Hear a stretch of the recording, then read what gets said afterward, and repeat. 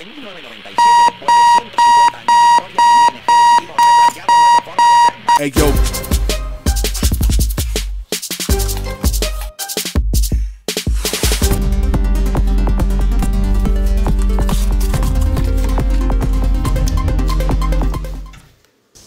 Tatoue-moi sur tes seins, fais le nu de mêle. Tatoue-moi sur tes seins, fais le bout de mêle. Wolfgang Amadeus, c'est bien vous? Mozart. Mozart.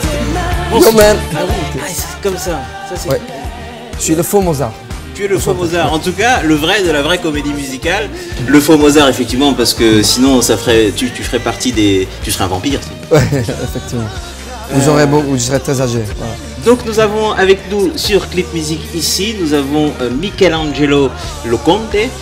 Exact. C'est comme ça? C'est parfait, juste parfait. Voilà. Et mi chiamo Enzo. Enzo, ciao. Alors, comment tu vas? Comment tu vas, Michelangelo, monsieur? Alors, comment je t'appelle? Je t'appelle Michelangelo. Michelangelo. Je vais très bien. Je suis un Italien du Sud, donc voilà, je vais toujours bien. Je suis très positif dans la vie, donc je suis toujours de bonne humeur et toujours souriant. Voilà. Et Italie du Sud, la ville? La ville, Cerignola, une petite ville, pas si petite que ça, mais voilà, c'est dans les Pouilles. C'est le talon de l'Italie si on la voit comme une botte. D'accord, voilà. On est vraiment sur l'aiguille du talon. Exact. Bien, alors on te découvre il y a... Ça fait combien de temps maintenant? Ça fait 6 ans? Ouais, je sais pas, je sais plus. Moi, je perds toujours voilà. Mozart, l'opéra rock. Oui. Tu es le personnage principal, la tête d'affiche. C'est la classe quand même. L'ambassadeur de ce projet, voilà. Oui. Mais ça claque quand même. Oui. Ça ouais. C'était une grande responsabilité, mais un gros prestige. Voilà. Ne l'oublie pas, un grand pouvoir implique de grandes responsabilités. Des grands pouvoirs, des grands pouvoirs. Le grand pouvoir implique une grande responsabilité. Exact, c'est ça. Et alors, et tu portes en fait cet opéra rock sur les épaules quand même si c'est Dovatia et Albert Cohen, c'est ça? Les producteurs, exact, oui. C'est ça. Dovatia, Albert Cohen. Et du coup, toi, tu es quand même la tête d'affiche. Alors, qu'est-ce que ça fait?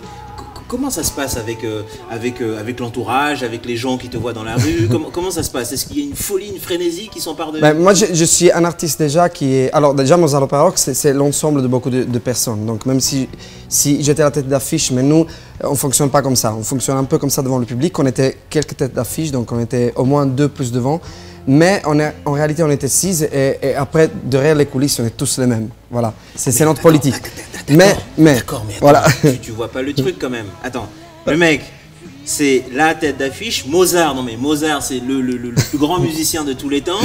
Et là, ça fait l'opéra rock repris, alors personne n'y croit. En tout cas, pour être tout à fait honnête, j'y croyais pas vraiment. Bien sûr, personne n'y croyait.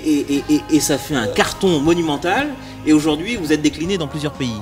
Et c'est toi, Monsieur Mozart.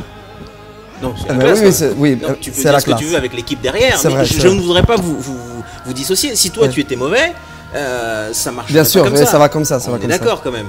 C'est clair. Ouais. Donc, Monsieur Michelangelo, quand même, je peux dire monsieur. Oui. Merci Enzo, grazie. Voilà. Merci beaucoup. Prego. Alors, du coup, j'aimerais que tu me dises comment c'est passé, parce qu'apparemment ça a l'air d'être un peu épique cette histoire. Comment ça s'est passé? Comment on t'a choisi, toi? C'est très bizarre. J'étais choisi. En fait, je fréquentais des musiciens. Zazie a fait un concert dans une ville où j'habitais avant, en Belgique, qui s'appelle Liège. Donc moi, je suis italien. J'ai commencé à voyager dans les pays francophones. Donc je me suis retrouvé à bout d'un moment de ma vie à Liège pour faire un album comme ça. Et là, donc, en connaissance de musiciens, je rentre dans le bistrot où était Zazie en train de boire un verre avec ses musiciens. Donc, son réal de l'époque qui s'appelle Jean-Pierre Pilot.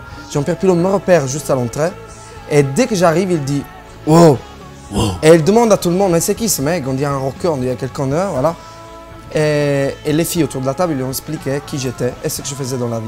Et là, il a dit, c'est bon, l'intuition, elle était juste. Et donc le mec, il te voit entrer dans le bar, il se dit c'est juste rentré. Jamais pris une guitare, jamais pris un instrument. Attends, c'est fort, mais vous vous rencontrez? Ça, je disais ça quand j'étais petit. Vous vous rencontrez? Enfin, vous vous rendez compte? Le gars, il rentre. Là, une telle aura, parce que c'est ça, en gros c'est ça. Pour lui, tu dégages une aura, un charisme, une énergie qui fait que il se dit attends, ce mec là c'est qui, c'est quoi, comment, je veux savoir qui c'est. Oui. Et tout de suite. Et tout de suite, sur la table, il a répondu que j'étais quelqu'un qui faisait des vrais concerts live avec. Et attends, tous les mecs qui ont fait la queue là pendant des heures pour être Mozart, qu'est-ce que c'est que ce bordel? Il y a des artistes aussi qui ne font pas la queue. Voilà. Qui se soucient de préparer un projet chez eux et qui pensent que savoir chanter, c'est juste le départ d'un message. Voilà, c'est tout. Et tu es dans l'idée de proposer un message aussi? Oui, je suis un artiste à l'ancienne. C'est-à-dire que si je n'ai pas un message, un vrai projet à présenter, ça ne suffit pas pour moi de savoir chanter ou savoir bouger sur scène. Voilà. Tu crois à ta bonne étoile, Michel-Ange? Oui. Ouais.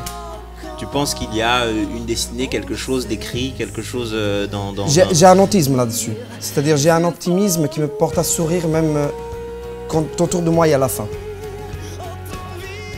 Nous nous trouvons dans une époque difficile, dans une époque où il y a une vraie crise économique, etc. Et nous sommes peut-être sacrifiés dans cette crise économique pour les futures générations. Et dans cette époque, pour moi, c'est génial d'arriver avec quelque chose de joyeux, de complètement fou, etc. J'aime bien l'éclat dans ce genre d'époque. C'était arrivé déjà, les années folles, c'était ça. C'était la réaction aux problèmes qu'on avait tous en 1929 quand on était en crise. Voilà. Donc tu penses qu'on est sur une redite, l'histoire se répète, on serait peut-être quelque chose dans les années folles. C'est une belle époque pour provoquer. Je pense que c'est une belle époque pour arriver et laisser tous. Provocateur, Michelangelo? Énormément. Énormément. Subversif mais pas révolutionnaire. Voilà. En tout cas, iconoclaste. Tu bouscules les codes, tu pousses les codes et tu fais comme tu veux, comme tu le sens, ce que tu as envie et plus ou moins. Comment ça se passe au sein du groupe? Être enfermé entre guillemets au sein d'une compagnie, d'une troupe de théâtre, de comédiens pendant des semaines, des mois, des années. C'est pas trop difficile à vivre? Non, c'était juste un parcours. Si on la voit comme une étape, c'est génial. Je savais que ma vie entière, ma vie artistique, toute ma carrière passait à travers cette grande épreuve. Quand on te dit que tu vas chanter tous les soirs, parfois 5 fois en 3 jours, tu vas faire un spectacle immense tel que celui-là, et que tu vas avoir tous les soirs face à toi 4000 personnes au moins, et que tu chantes à des tonalités impossibles à chanter, mais tous les soirs, la première chose qui te vient de dire, mais je n'y arriverai jamais. Et là, c'est beau le défi en fait. C'est beau de voir qu'un homme, il peut se dépasser lui-même et c'est des choses belles dans la vie. Et toi-même, tu t'es surpris à être à la hauteur à chaque fois et être au rendez-vous tout le temps? Oui, et ça a été très dur. J'ai été remplacé très peu de fois pour faire, parce que nous, on a des remplaçants. Oui, bien sûr, comme dans tous les spectacles, bien sûr. Et on a fait une immensité de représentations, je ne les compte même plus. C'était vraiment énorme. C'était vraiment énorme. Voilà. Je parlais tout à l'heure de l'aventure qui se duplique. L'aventure se duplique, maintenant vous partez loin, enfin en tout cas... Très loin, oui, bien sûr. Le spectacle, justement, on te dit un terme génial, il s'est décliné un peu partout. Donc il est passé par le Japon, il vient de terminer, donc la Corée, il vient de terminer. Broadway, il va commencer. Donc c'est génial, l'Empire Broadway, c'est super. C'est la classe quand même. C'est vraiment la Et classe. alors vous allez voir, je crois que j'avais vu un reportage avec Dovatia où il arrive, je voudrais pas te dire bêtise, je sais plus si c'est en Chine ou si c'est au Japon. Corée ou Japon. Et il arrive, et il en revient pas de la déclinaison de cet opéra rock justement et de ce qui se passe et qu'on lui demande est-ce que c'est bon et il a été comme ça accueilli comme un roi justement. Comme un roi, oui. Et toi tu y as été ou pas? Non, pas encore. Moi, j'ai pas encore. Moi, je suis juste allé en Russie parce que nous, on a un projet pour le moment. On amène Mozart l'opéra rock, la version symphonique. C'est une prod canadienne avec les Russes qui ont monté ça. Ce projet incroyable. C'est les mêmes qui ont fait Notre-Dame de Paris en symphonique en fait. C'est le directeur d'orchestre Céline Dion, donc Guy Santonge, voilà. Et Tatiana et Boris, c'est deux producteurs incroyables. Ils ont décidé de monter un immense, mais immense, quand je dis immense, c'est vrai. C'est un immense spectacle avec 100 éléments d'orchestre qui jouent en live. Et on est en Russie pour le moment. Là, en octobre, on repart encore à nouveau.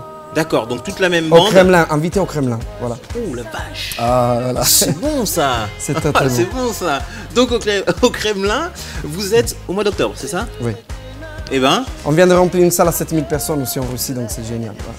D'accord, donc tu fais sans cesse les allers-retours, vous faites sans cesse les allers-retours, vous partez, vous revenez. Toi, tu vis où en ce moment? Tu es parisien? Je suis à Paris, oui. D'accord. Pour le moment, je suis à Paris. Pour le moment. Alors tu me dis, voilà, tu me dis que tu bouges beaucoup. Paris, c'est comment par rapport aux autres villes que tu... C'est une ville lourde à vivre, c'est une ville difficile à vivre. Je suis sûr qu'il y a beaucoup de gens qui souffrent à Paris, j'en suis certain. Okay. C'est une ville où c'est difficile à s'intégrer au niveau des documents, etc. C'est certain. Administrativement, Parce que je l'ai vécu. Administrativement, c'est galère vraiment, je l'ai vécu. Mais c'est une ville qui donne des surprises. Évidemment, moi j'étais accueilli comme... Paris accueille les artistes. Ok. Paris s'intéresse aux artistes. Et c'est une ville qui ne fonctionne pas avec des poussées, avec des... Je veux dire, il faut pas spécialement connaître quelqu'un, etc. À Paris, il faut avoir du talent, point. Si tu as du talent à Paris, quelque chose, tu arrives à la faire. Et ça, c'est quelque chose de très, très, très beau. Voilà. Alors ça, c'est un message peut-être à passer à ceux qui nous regardent, ceux qui nous écoutent, parce que si tu as du talent, eh ben il y a quelque chose qui va t'arriver. Dixit, on pourra l'écrire ça. Dixit voilà. Michelangelo, voilà. Loconte. Oui. Est-ce que tu aimerais faire une autre comédie musicale? Ou alors, tu parlais tout à l'heure de ton étape. Est-ce que c'est une étape ou est-ce que toi, si on te dit demain, par exemple, on fait une comédie sur, je sais pas moi, sur Beethoven, exactement. Yes. Non, alors non, parce que pourquoi? Parce que quand on m'a proposé Mozart à l'Opéra Rock, j'ai refusé. Pour une raison très simple. Après 2 mois, ils m'ont relancé en fait. Parce que ça va toi? Je t'assure, Enzo, que c'est vrai. Non mais je te crois. Non, voilà. Je sais pas pourquoi. T'es suffisamment fou pour ouais, effectivement. C'est justement ça le secret. Je suis suffisamment fou pour dire non à un truc pareil. Et alors, il te rappelle parce que j'aimais trop Mozart. Quand j'ai su que c'était une comédie musicale sur Mozart, j'étais dégoûté en fait. Quand j'ai su la façon avec laquelle ils allaient monter le truc, qui le faisait, pourquoi le faisait, alors là, ça m'intéressait beaucoup. Voilà. Alors, je ne ferai pas une autre comédie musicale parce que je n'étais pas un mec comédie musicale. Je n'étais pas un artiste pour une comédie musicale. D'ailleurs, c'était le secret de Mozart à l'Opéra Rock. Tous les artistes qui en font partie, c'est les artistes qui n'auraient jamais fait une comédie musicale. Si vous regardez une artiste comme Melissa Mars, on ne l'aurait jamais imaginé dans une comédie musicale. C'était justement le défi de Dove. C'était ça. Du coup, les trucs style télécrochet, télé-réalité, Star Academy, etc., ça te dit ou pas? Non, moi je pense que la préparation, ça se fait chez soi. Popstar, The Voice. Moi je pense que la préparation, ça se fait pas en public. Tu regardes la télé ou pas? Enfin, oui, je regarde la télé. Dernièrement, j'ai regardé The Voice, mais je pense qu'il y a quelque chose de dangereux là-dedans. Voilà. Ah oui? Oui, vraiment. Même si l'émission, elle est vraiment super bien faite. Mais il y a quelque chose de dangereux dans des émissions comme ça. Tu peux développer? Les artistes commencent... Artiste, c'est une mission, ce n'est pas seulement une exposition de nos capacités. Okay, je l'ai dit tout à l'heure en fait. Quand j'ai appris plus ou moins à chanter, j'ai pensé que je n'étais nulle part. Alors que ces jeunes, quand ils savent chanter, ils se présentent en télé, ils sont pris et encore pire, ils sont utilisés pour une très brève carrière. C'est très dangereux parce que ces jeunes, peut-être, dans ces jeunes, ils se cachent des grands artistes. Et parfois, ils ont mis sur le plateau quand ils ont 16 ans. À 16 ans, parfois, tu n'as pas la focalisation de ce que tu veux faire vraiment dans la vie. Et donc, ils sont vite mis face à un contrat discographique à partir d'une situation comme ça. C'est dommage, parce que s'ils sortent une fois, ils ne vont pas les repêcher après. Et c'est vraiment très dommage. Alors, ce que je comprends bien, si tu as moins de 30 ans, ou de 32 ans, ou de 35 ans, ça ne sert à rien de faire un télécrochet, parce que tu n'as pas suffisamment vécu. En fait, non, ça serait ça le message. Surtout, n'ayez pas peur, ne pleurez pas en télé. Soyez des tigres, soyez des vrais fauves. Ne pleurez jamais en télé pour des choses pareilles, parce qu'à partir d'une émission comme ça, on peut toujours se reconstruire. Perdre de voice, parfois, c'est plus utile que gagner. Donc, soyez courageux dans votre parcours artistique. N'ayez pas peur. N'ayez pas peur. La télévision, c'est une surface. Ce n'est pas le but, la télévision. La télévision, c'est un moyen, c'est tout. Voilà. Et ben voilà, ça c'est du message. Dixit Michelangelo Loconte. Alors, on va faire un ni oui ni non. Non, tu sais jouer non. ni oui ni non. Attends, tu n'as jamais joué ni oui ni non, Non, visiblement. voilà. Alors, On va très bien. essayer. Alors, il faut dire ni oui, ni dire non, ok? Très bien. Ok, d'accord. Bien. Alors, J'ai dit ok, d'accord. oui, très bien. Voilà. C'est toi qui te maquilles? Je le fais tout seul, parfois. Complètement tout seul. Voilà, je le fais dans des situations... Des fois, des de temps en émissions, temps ou souvent? Très très souvent. Ouais. Même pendant le spectacle, c'est surtout moi qui me maquille. C'est vrai? Oui. Oh. Tu viens de dire oui? Tu viens de dire oui? Mais non. Si, t'as dit même dans le spectacle, oui. Si, Ah je t'assure. non. Si. Ouais. Ah non. Non, il a perdu. Et moi je suis Allez. étranger, ça vaut Oui, pas. mais c'est ça, c'est encore plus difficile pour toi. Non voilà. Bien, on continue sur le ni oui ni non. Deuxième chance. Ok. Allez, deuxième chance pour le ni oui ni non. C'est une étoile, tu la portes toujours? Je la porte toujours. Oui? Je la porte toujours. Ah, parce que tu crois, ce que tu disais tout à l'heure, tu crois à ta bonne étoile. Je porte beaucoup d'étoiles, un Oui. peu partout. Voilà. C'est important? Très important, oui. Symbole architectural de la vie, de l'univers, de l'espace. Tu viens de dire très important, oui. Ah non, Ouais, là, tu viens de dire non. Bon. je ne Oui, sais pas faire allez, les alors c'est pas grave. Alors perdu, hein, Ok. perdu. Alors très important, c'est intéressant ce que tu me disais. Donc architecturalement, vas-y. Non, c'est le symbole architectural de la vie, de l'univers. D'accord. Ok. Très bien. Écoute ça, je C'est savais comme pas. la lumière intérieure. Ouais. Elle dégage, elle ne peut pas être attaquée de l'extérieur. Voilà, elle a des pointes. Voilà. Alors voilà quelque chose. Et ben voilà. Là, j'apprends encore une chose. Merci beaucoup pour ce message en tout cas. Michelangelo, comment dirais-je? Est-ce que tu me dis, tu n'es pas obligé de développer, tu me dis si tu le ferais ou pas. Si on t'invite à la mission de touche-moi à mon poste, tu vas ou pas? Je vais dans toutes les émissions. Toutes les émissions, il n'y a aucune émission. Confession intime, tu fais? Oui, bien sûr, il y a des super émissions. En fait, je pense que les émissions françaises. Hein, Non, tu vois ce que c'est, confession intime ou pas? Non, c'est on te filme dans la maison, chez toi, tes problèmes avec ton compagnon, ta non. copine. Non. Non, c'est du 24 heures, c'est je ne le ferai 24. pas, hein. je le ferai pas. Voilà. Tu écoutes, tu regardes l'actualité? Plus ou moins. Ouais. Quand Oh je non, mais peux. tu quand continues, je on peux. n'est plus dans le winning. Oui, ok, j'essaie, oui, quand je peux. Je sais, quand je peux, quand je peux. oui. D'accord. Et actuellement, qu'est-ce que tu penses de ces manifs là qui se sont passés dimanche dernier pour le mariage pour tous? Mais je pense que c'est le 68 à l'envers. c'est le. Je sais pas, c'est. C'est bon ça. Ah, bien sûr, c'est la 68 à l'envers en fait. Ouais. Donc c'est 86. c'est horrible. C'est horrible en fait. Ouais. Je pense qu'il y a beaucoup de gens dans la rue qui savent pas garder leurs affaires à eux et qui vont s'occuper des affaires des autres. Et donc ils vont se battre parce qu'ils veulent pas que deux homos ils se marient alors que ça concerne que les deux personnes. On ne marie pas un zizi, voilà. On marie une personne. Voilà, donc ça n'a aucun sens de se révolter parce que deux personnes du même sexe, ils veulent faire la vie ensemble. Et ils le feront quand même, avec ou sans la morale conventionnelle. Donc c'est un gros problème. Et voir autant de gens qui manifestent dans la rue parce qu'ils se croient forts, parce qu'ils pensent être dans le juste, c'est juste quelque chose de grotesque et ridicule. Que penses-tu de la... tu regardes la politique? Plus ou moins. Ouais. François Hollande, t'en penses quoi? Ben, moi je suis quelqu'un qui ouvre les bras quand un nouveau président il prend la tâche de s'occuper d'un pays, c'est très difficile de s'occuper d'un pays. Donc moi j'étais très content quand François Hollande est arrivé. J'étais très content quand Sarkozy il est arrivé au pouvoir, quoi. Voilà. Je suis content quand les hommes politiques... Tu es pas partisan, tu es pas droite-gauche, tu t'en fous un peu. Non, mais j'aimais bien l'atmosphère de quand François Hollande... Je suis pas un mec qui aime les défaites des autres. J'aime quand les gens gagnent. Donc j'aimais bien quand François Hollande il est arrivé parce que je le sentais dans l'air. Je sentais que Paris elle voulait changer, que Paris elle voulait s'unir. Je sentais que Paris ne voulait plus. Paris elle veut plus. Et tu penses que c'est réussi? Le Je sais pas, changement? je donnerais un peu plus de temps, moi. D'accord. Juste un peu plus de temps. C'est un peu tôt. Moi, je sens que Paris, elle veut arrêter. Les gens sont trop divisés à Paris. Donc, Tu crois que Paris est en pleine mutation, en plein bouillonnement, en plein crois qu'il y a une changement, il se passe mutation. quelque chose là. Et je crois que ça vient de nous. Ça vient de l'individu. On doit apprendre à ne plus avoir de préjugés. On doit apprendre à s'unir. Paris, c'est une ville dangereuse dans ça parce que on voit très bien la différence entre Monsieur Pipi et quelqu'un qui est avocat. C'est quelque chose qui ne plaît pas à Paris. Voilà. À Paris, les gens doivent se parler plus.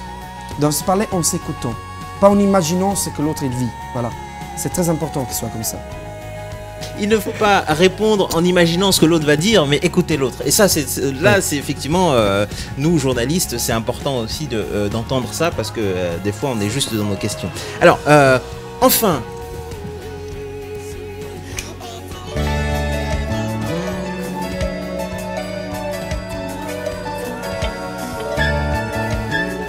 La question fatidique, hein. Ok. La question fatidique, la question de fin. Michelangelo, d'abord, qu'est-ce qu'on peut te souhaiter? Oh, de tracer sur Terre le vrai chemin de ma pensée. Alors du coup, est-ce que tu peux nous donner le chemin de ta pensée? Non, parce Non. que Parce que c'est quelque chose que parfois fait peur aux autres, parfois il faut trop s'expliquer, alors que je suis un brave garçon, que j'ai des vraies idées. Et je sais pas, j'ai peut-être des idées un peu différentes des autres. Et artistiquement, je risque de choquer, mais c'est pour le bien, c'est pas pour le mal. Tu as des choses en vue? Oui, j'ai un projet différent, étrange, bizarre, auquel c'est difficile que les autres y croient. Voilà. D'accord, ok. Donc on n'en parle pas tout de suite, on n'en parle pas maintenant, peut-être que ça viendra un jour. Non, mais je suis quelqu'un qui n'abandonne pas de toute façon. Je suis quelqu'un Tu lâches rien. Quand je commence un truc et je sais que c'est un truc bien, je vais le faire. Voilà. D'accord, très bien.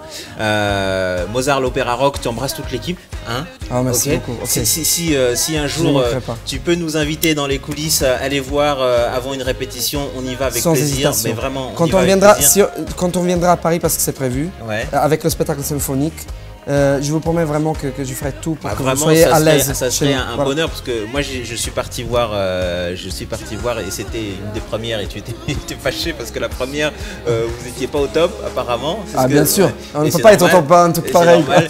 J'étais là la première mais j'ai beaucoup aimé la première quand même. Alors du coup qu'est-ce que ce serait après? J'étais mauvais la première. Voilà. Bon, Très, très en mauvais. tout cas, allez. Ok. Tu peux regarder ce miroir s'il te plaît. Oh. Et est-ce que tu veux bien me dire ce que tu vois dans ce miroir? Je vois un gros problème.